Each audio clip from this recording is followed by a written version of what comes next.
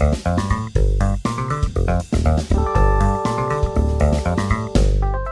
ways that you can regulate conflicts. You can sit down and talk, or you can shoot. And the talking business is very complicated, and the illegals. Even though they do it, and it has consequences when they do it. Okay. There is, maybe I should try to do the Mauricio trick again.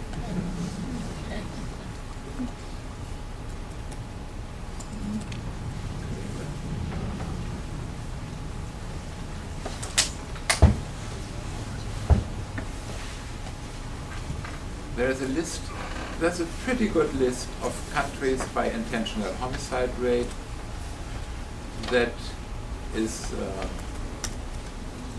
they don't have the latest figures for homicides that are available for each country because they don't want to disturb the homogeneity of how they get these numbers.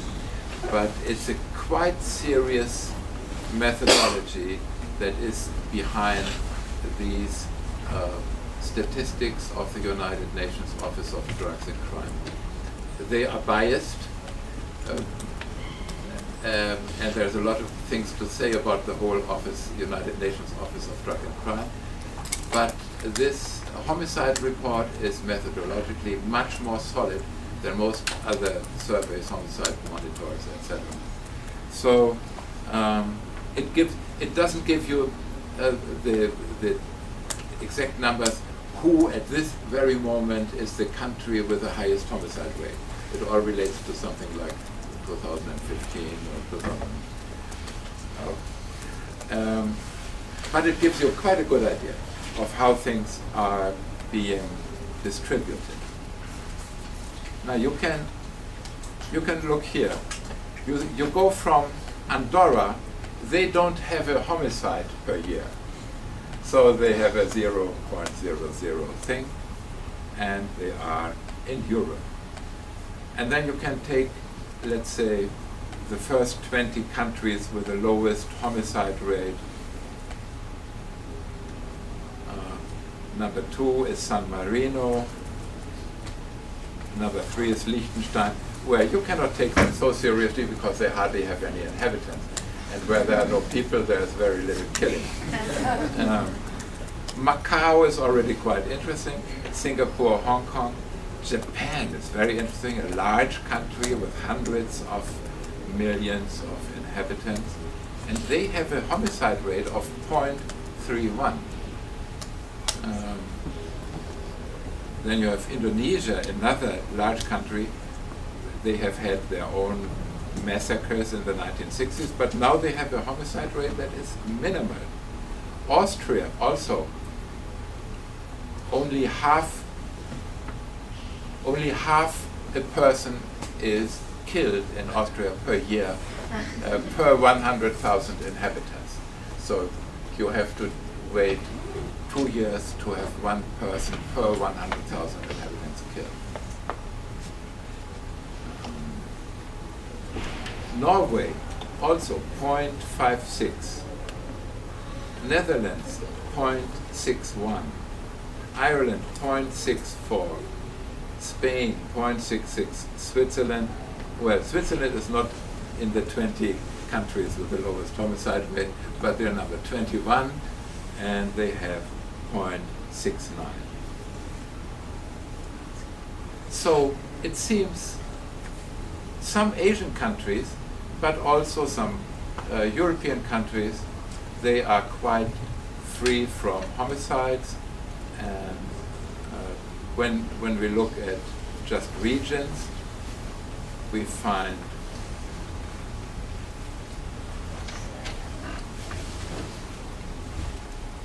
the regions here. The Americas.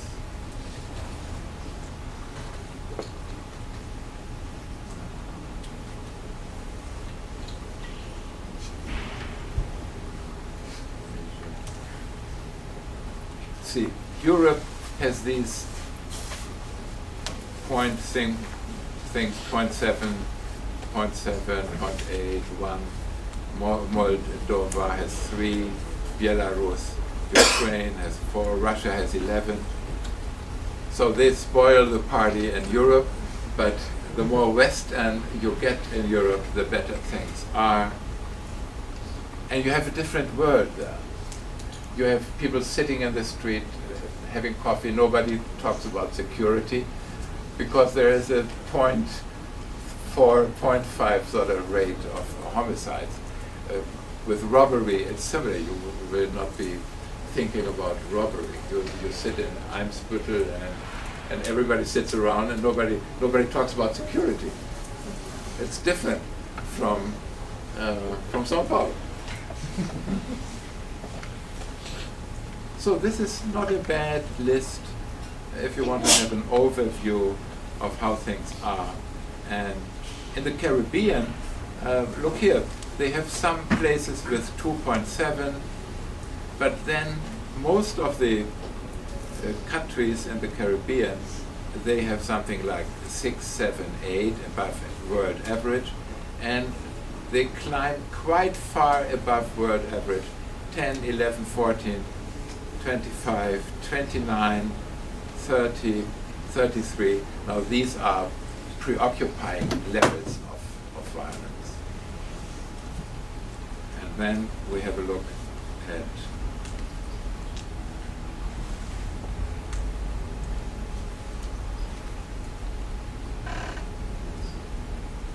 well, we can have a look at all these places, but we will not.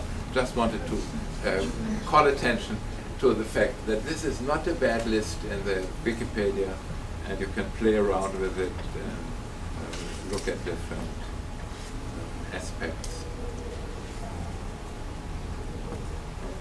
Let's have just one small look at the countries with the highest rate. Look here, if we take as number 1 the country with the highest rate, we have places like El Salvador, Honduras, Venezuela, United States Virgin Islands,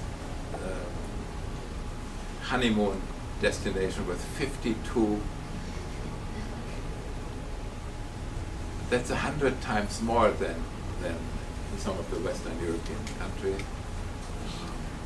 Jamaica, Belize, St. Kitts and Nevis, Trinidad and Tobago, Bahamas, all the most beautiful places in the world. And then Brazil, number 14, 26. It has risen to 29 last year. So Brazil has climbed up a little bit in this list.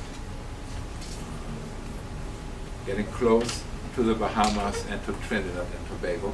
In all these countries, they don't usually have these high rates of homicides. They just have them since the vacuum cleaner is drawing all the cocaine through, and that destroys the countries and the societies and the families. Okay. All right, let's get on.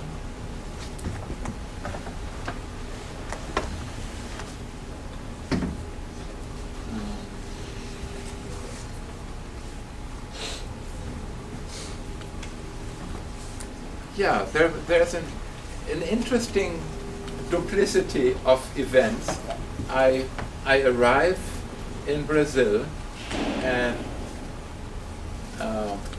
on the way to Brazil, I bought The Economist, and I have to do something on the plane and waiting for connections, etc. And what do I see there? A beautiful article about the homicide question in Latin America. Not bad, few pages, but they have a gift of condensing information very nicely. And then I bought one newspaper, no sábado, a Folha de São Paulo, sem saber. E, gente. E agora, Brasil, segurança pública. Meia dúzia de artigos sobre homicídio, criminalidade, polícia, caveirão, boa foto do caveirão. Em Liechtenstein, na Suíça, nós não temos essas coisas. Genebra, você procura caveirão brasileiro nacional. A polícia está subequipada. Justiça criminal, bem interessante. Uma coisa que eu achei interessante, até coloquei no último minuto nessa Wikipedia. Olha só, o Código de Processo Penal fixa prazo de até 316 dias para o processamento de um caso de homicídio, mas, fora do papel, ele demora 8 anos e 6 meses, na média. Na média? Na média? É muito tempo. Só na média. Pode ser mais. Com um bom advogado. Muito mais. Então, sistema prisional. Olha, achei interessante.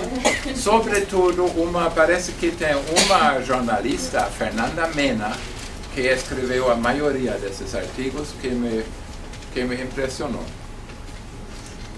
Boa pesquisa, bom trabalho, boas fotos, arrastão, caveirão, prisão. Muito interessante.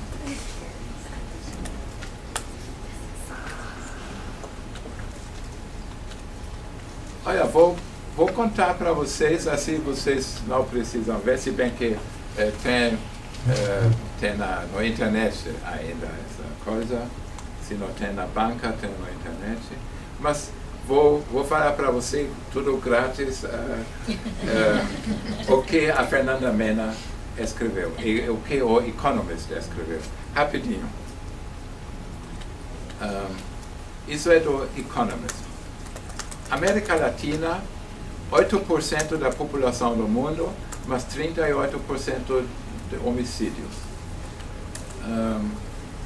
Na região inteira da América Latina, no ano passado, foram 140 mil vítimas de homicídio.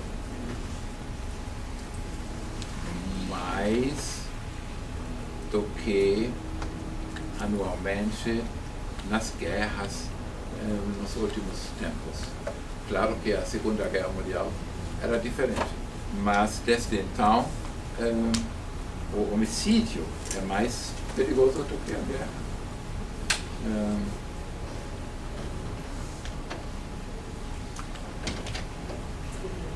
Eles, lá no Economist, eles pensam que a urbanização é um fator importante na subida dos homicídios, mas a urbanização no sul do continente latino-americano, Argentina, etc., foi maior do que a urbanização na parte norte, e na parte norte da América Latina a taxa de homicídios despencou muito mais dramaticamente do que no sul. Por quê? Drogas. Também é muito pequeno lá. Não pode dissipar. Tudo se concentra.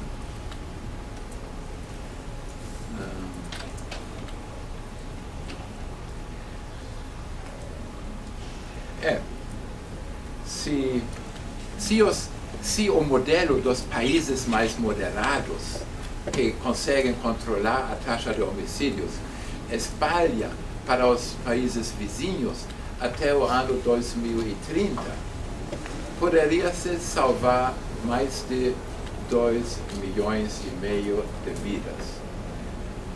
Se os países sem controle espalham o modelo deles, então vai ser diferente.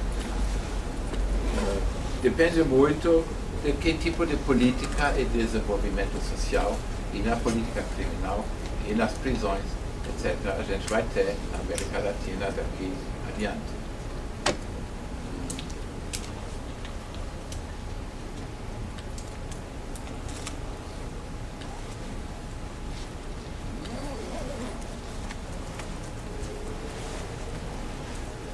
The Economist diz que em alguns lugares só tem julgamento de homicídio por cada 20 casos investigados pela polícia. Acho que eles fazem referência ao Brasil.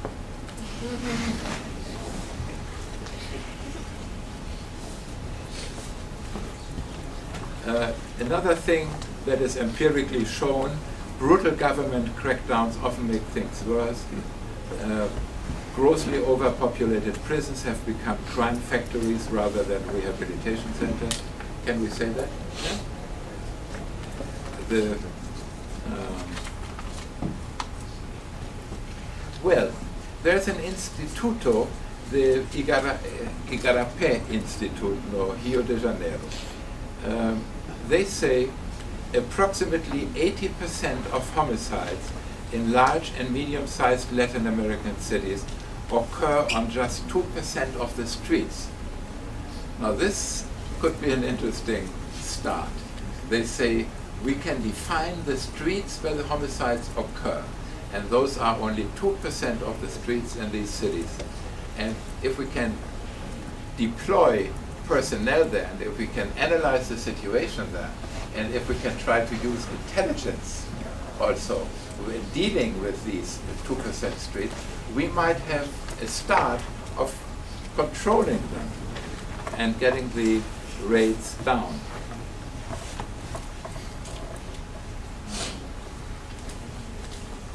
Latin American governments spend an average of 5% of their budgets on internal security, twice as much as developed countries.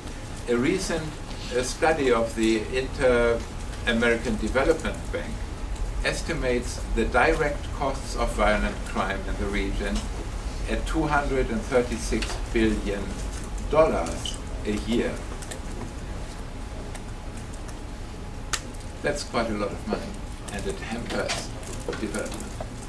If one had things under control, there would be a lot of resources free for development. It seems to be that El Salvador is an interesting case in point.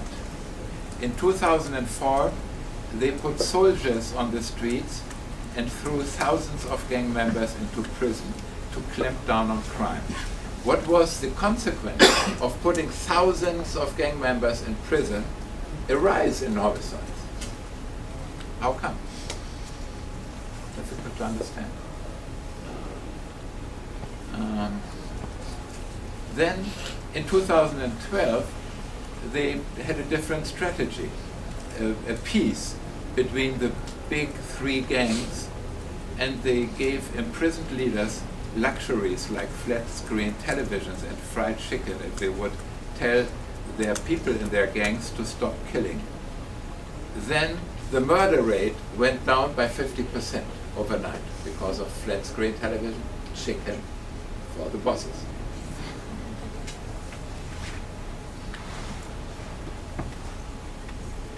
Yeah, but then this peace treaty between the government and the gangs and the bosses and the chicken, that somehow crumbled, and then the whole thing started over again. Then in 2015, they tried the same method from 2004, and this time with even more brutality. Now, they said, we want to be completely merciless.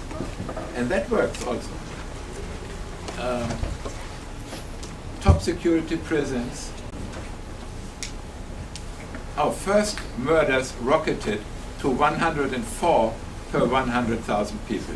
Then the number dropped back by 40% over the next 2 years, which they explain with their extraordinary measures in the prisons. For 2 years, tens of thousands of gang members have seen no relatives, no doctors, and no daylight.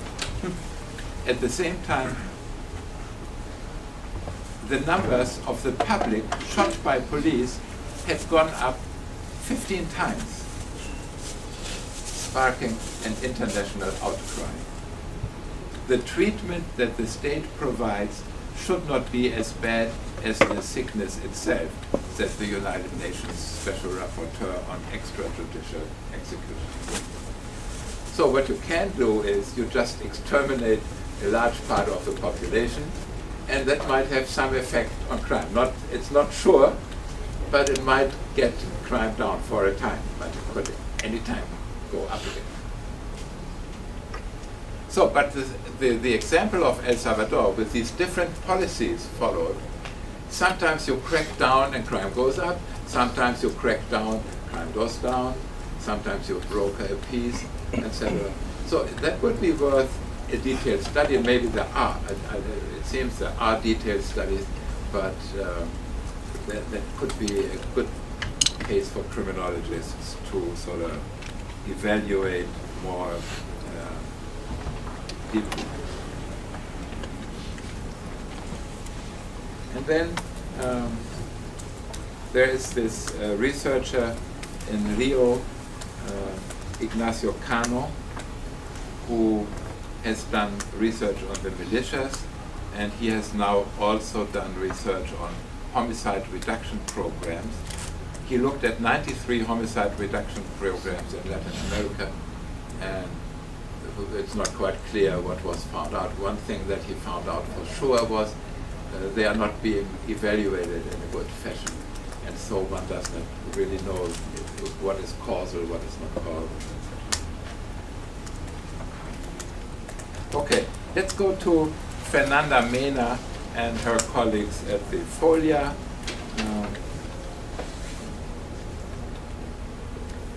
What did I learn there in this article? Well, she says Brazil has a murder rate now of 29.7, getting very close to 30.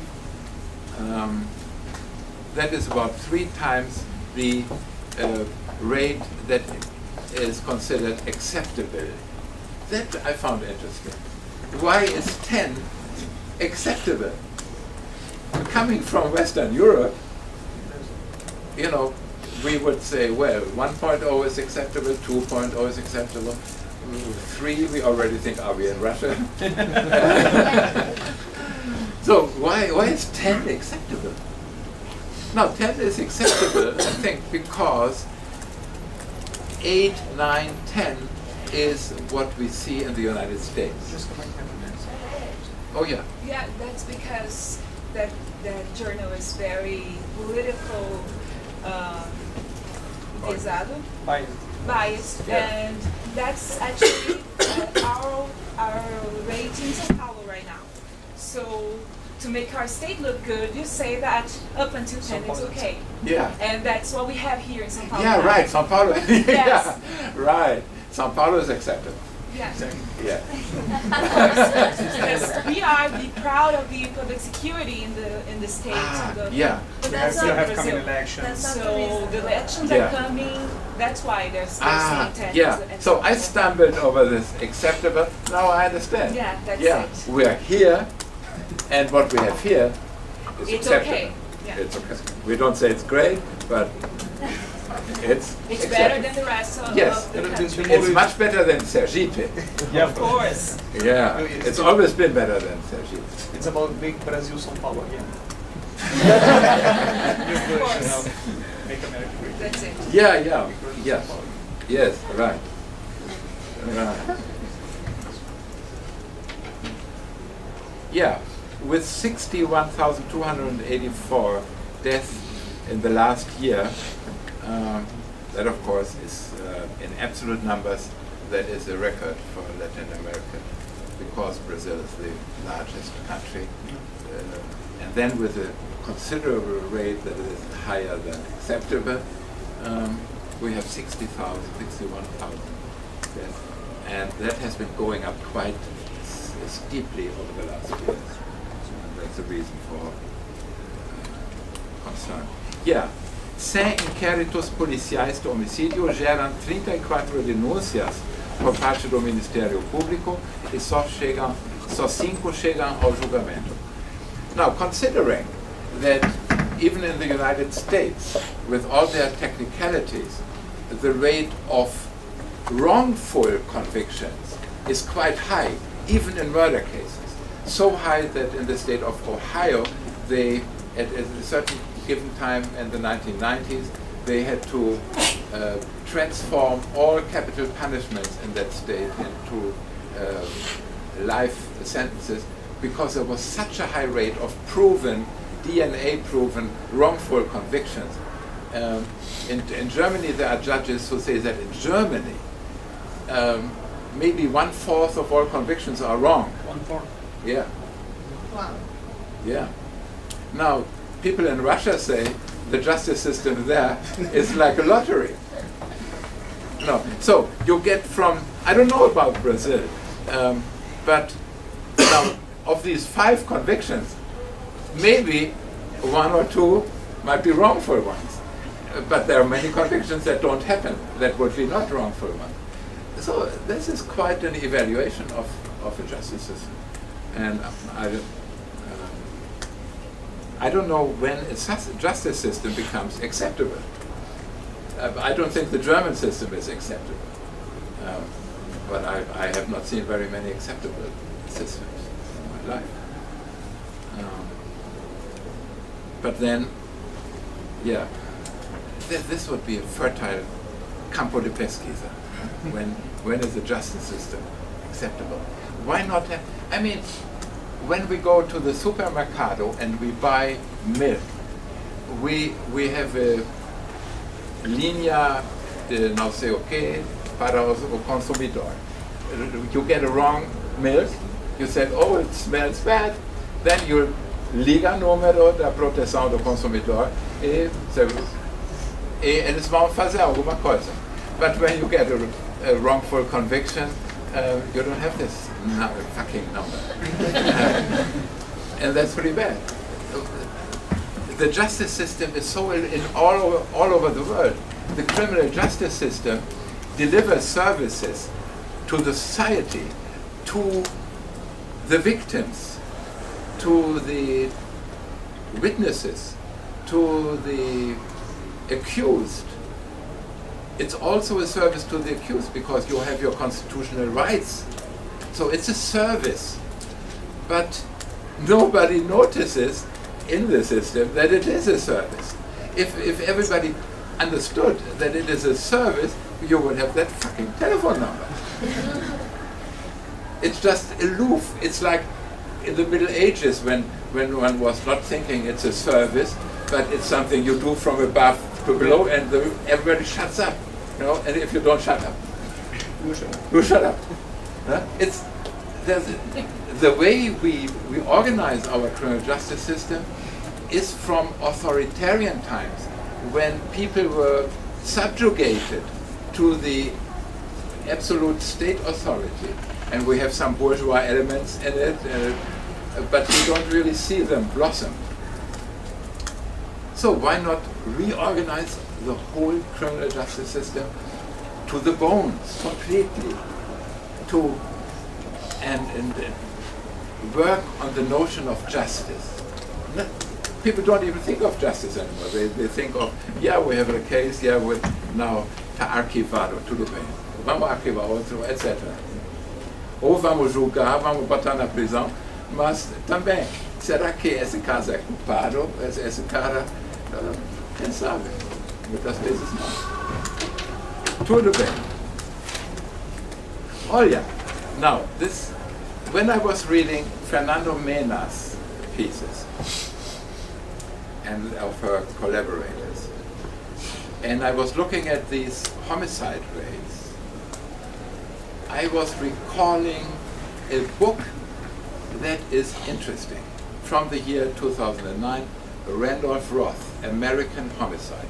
He goes from the 17th century to the 20th century, and he looks at homicide rates, and he shows how the homicide rates in the United States in colonial times in early independence time and in modern times, they were going like crazy, like a roller coaster. And he looks at why.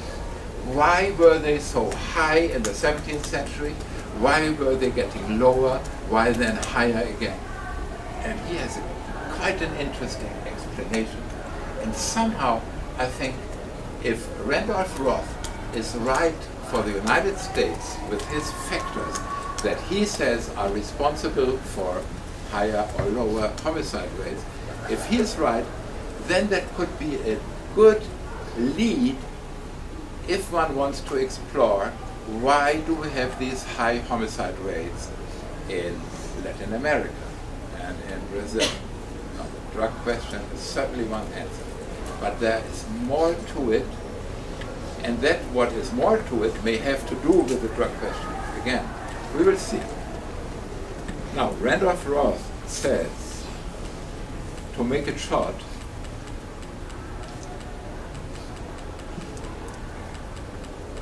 he speaks of correlations, increases in the homicide rate. Every time he saw a big increase in homicide rate, he saw the following, I think it was 4 factors, but I will read them to you and we can count all together. A loss of government legitimacy, a loss of fellow feeling among members of society caused by racial, religious, or political antagonism, and a loss of faith in the social hierarchy. 3. Let's see. Let's count again. Political instability, loss of government legitimacy, loss of fellow feeling among members of society, and a loss of faith in the social hierarchy. 4. 1, 2, 3, 4. It would be interesting to sort of operationalize and apply to these different countries and look, what does it mean? What does it mean, political instability? Do we have indicators, etc.? What does it mean, loss of government legitimacy? And what does it mean, loss of fellow feeling among members of society? Now, fellow feeling among members of society, I associate with cleavages in society. For instance, when groups in society live their own lives and they think they are the society. In the United States, you could say, maybe when you look at police killings of young black, unarmed people, that the fellow feeling between the white middle class and the young poor blacks and the slum, they don't really think that they are members of the same society. They don't feel. When you ask them, they would maybe say, yeah, we're all members of the same society. But the feeling is not like that. When you see that a young black guy is being shot by the police, you say, yeah, wrong time, wrong place. You don't. It's different when you see a 19-year-old student, Harvard student, being shot. That's different. So maybe in some societies there are cleavages between groups in society, like race cleavages, class cleavages, I don't know what cleavages, religious cleavages. In Northern Ireland you have the Protestants and the Catholics, and you had terrible violence and hatred. They were all living in one society, but there was much hatred between the two groups. So there was certainly not a fellow feeling between the Catholics and the Protestants. All Christians, thou shalt not kill and everything. No matarás, but they hated each other. It doesn't say don't hate each other, or does it? No, it says love your neighbor, etc., etc. And they certainly did that. Yeah. It's time for an interval.